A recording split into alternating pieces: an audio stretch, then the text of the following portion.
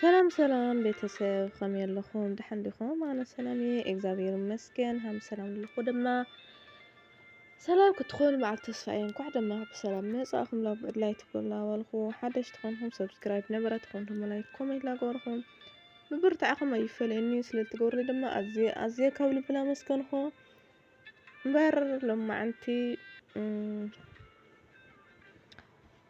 ኣርእስትና بحدشت أرستي ودم بحدشت زام تراخينا لنا مالتيو نسنا يصاني حتي يخونوا لكم لما عند أرستا دمو يا حلنا طعسان وقسانياتل طعمي كابز مهارتني يا نسنا يصاني حتي يخونوا لكم كسامة أرشا صينهم تدامطني تسفاي كبر مالتيو لا لايك لا غوركم برات عني مع السنة يصاني حتي ካብታ ዝተለለለና ኣብ ካልኣይ መዓልቲ እዩ ገዛና ደኣ ዘይትመጽእ ብምባል ዝሓተተኒ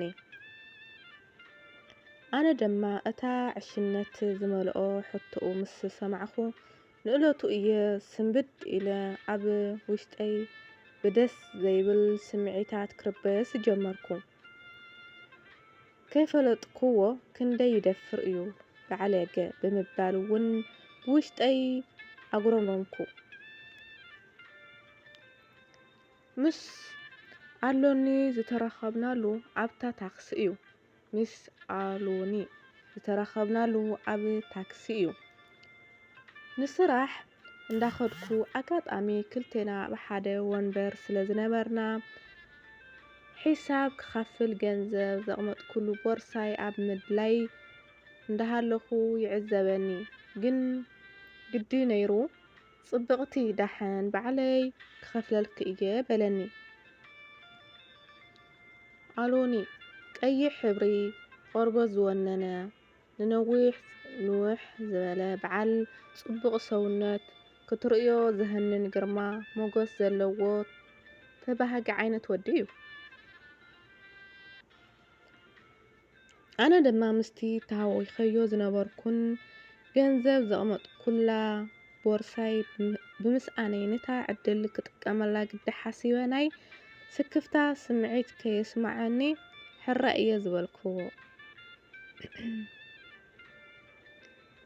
ናይ ስራሕ ሰዓተይ ስለ ዝሓለፈኒ ዝነበሮ ጠፊእኒ ዝገብሮ ጠፊእኒ እንዳተሸማቐቕኩ ከለኹ ሃንደ ቤት 200 ናቕፋ ካብ ማሓፈድኡ ብምልቃቕ እዚአን ከዓ ንዝኾነ ነገር ይኾናኺ ብምባል ኣብ ኢደይ ሃበኒ ሓቅን ምዝራብ ሕጂ እውን ቃል ዓለም ኣይገበርኩን ዝሃበኒ ገንዘብ ተቐቢለ ኣብታ ዝወርደላ ቦታ ስለ ዝበጻሕኩ ቁጽሪ ሞባይለይ ብምሃብ እየ ዝተፈለኽዎ ኣብ ስራሕ ምስ ወጻእኹ ንምሸቱ ኣሎኒ ደውልለይ ዕላል ኣብ ርእሰይ ዕላል እንዳምጽአ ኣብ ልዕሊኡ ዋዛን ሰሓቕን ተወሲኽዎ ከይተረድአና ለይትና ተወዲኡሲ ኣሻው ወጋሕታ ኣብ ምርካቡ ጽባሕ ስራሕ እየ እኮ ብስንክኻ ከይደቀስኩ ረፊዱ ኢለ ከፋንዎ እንከለኹ ንገዝኡ ክመጽእ ዕድመ ኣቕረበለይ ኣነ ድማ ውሽጠይ ቅር እንዳበሎ ሓንቲ መዓልቲ በልክዎ እዚ ግን ኣይመጽእን እየ ዝስምዕ ቃል ምዃኑ ይርድኦ እዩ ብምባል እየ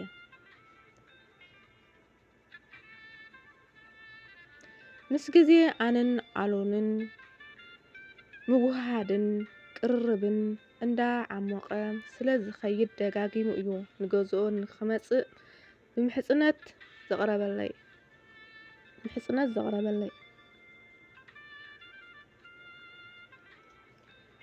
ዝነበረ ኣነ ግን ኣሚነ ክኸይድ ኣይደለኹን ከምዚ እንዳበልና ንተወሰነ ግዝያት ክንኸይድ ድሕር ምጽናሕና እምበይተይ ግዲ ተስፋ ቆሪጹ ካብ ዕለት ሓደ መዓልቲ ኣሎኒ ጠቕሊሉ እዩ ናይ ምድዋል ኣቋሪጽዎ ኣነ ድማ ንግዚያዊ ስምዒት ስለ ዝደለየኒ እዩ እኮ እምቢ ስለዝበልክዎ ጥራይ ናበይ ምድዋል ገዲፍዎ ብምባል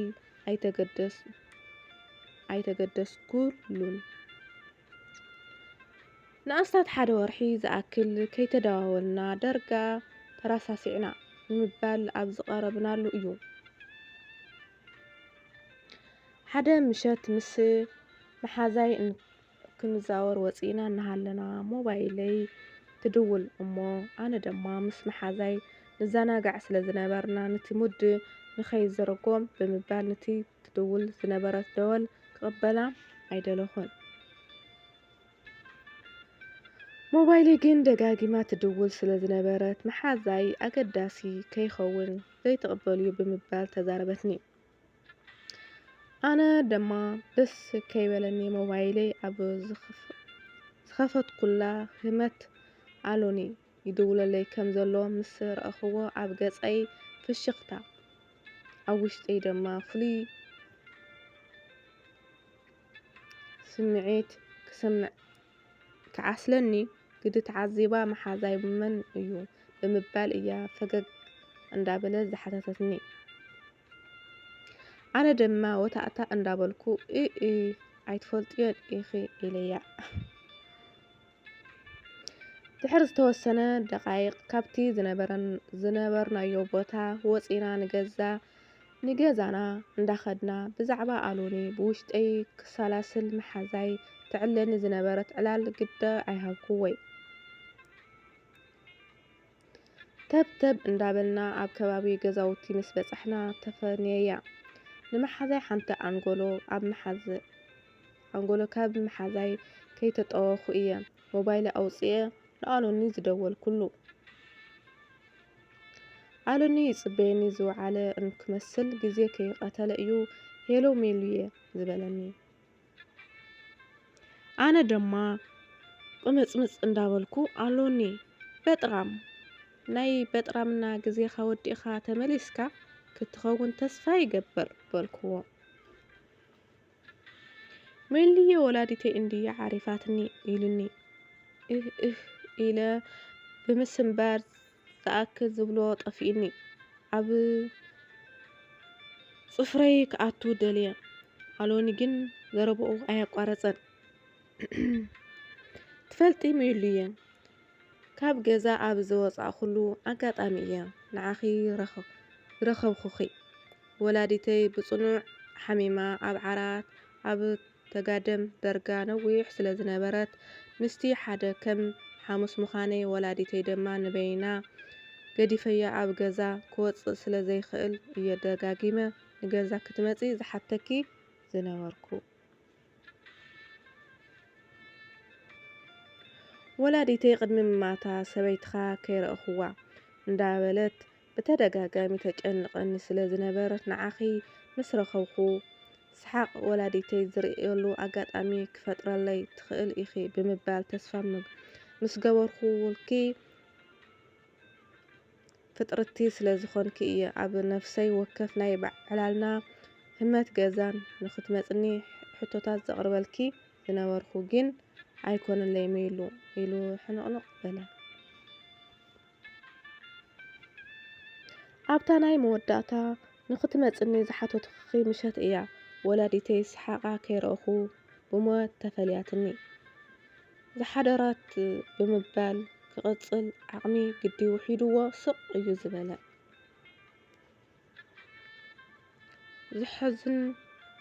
ዝሑዘን ዝጭቡጠን ጠፊኡኒ እንታይ ነይርዎ ሕራይ ኢለ ናይ ወላዲቱ ስሓቕ ንኽርኢ ምኽንያት ፈጢረ ኣብታ ከባድ ግዜ ኣብ ጎድኑ ዘይምነበርኩ ብምንታይ ግን ቅንዕኡ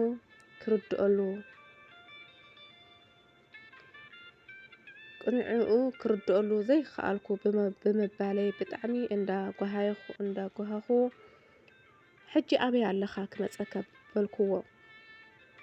ኣሎኒ እኹል ሓበሬታ ናይ ገዛ ምስ ሃበኒ ናይ ሕልና ጣዕሳ ወቐሳ ተሰኪመ ሓዘኑ ንምፅንናዕ ተሃንዲደ እየ ናብ ቤቱ ዝኸድኩ።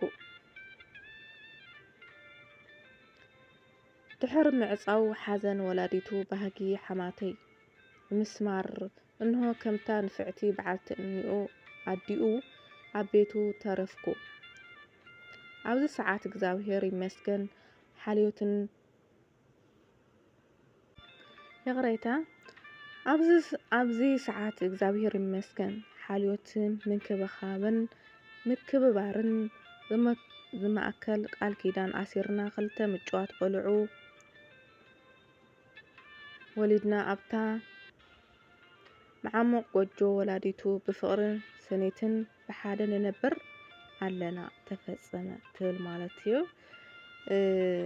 መጀመሪያ ከንማ ተለኹ ማረ ደንጊፀ ነይረ ከምዚ ካልእ ሓስዮ ማለት ከምዚ ብኡ ሲስተም ተጠቂሙ ድዩ ሕማቕ ነገር ሓሲቡ ዋላታ እዩ ገለ ብጣዕሚ እየ እንትን እንደ ከምዚ ሓሰኽወይ ነይረ ሓደ ግዜ ብባዕልና በቃ ብጣዕሚ እየ በቃ ማለት ልበይ ተንጠልጢለ እየ ኣኒበያ ማለት እዩ። ኣብ ካልኣይ ግን እግዚአብሔር ይመስገን ተረጋጊዐ ማለት እዩ። ኣብዚ ካኖር እንተለኹ ተረጋጊዐ መጀመሪያ ግን ልበይ ተንጠልጢላ ነይራ ማለት እዩ። እና ሓደ ግዜ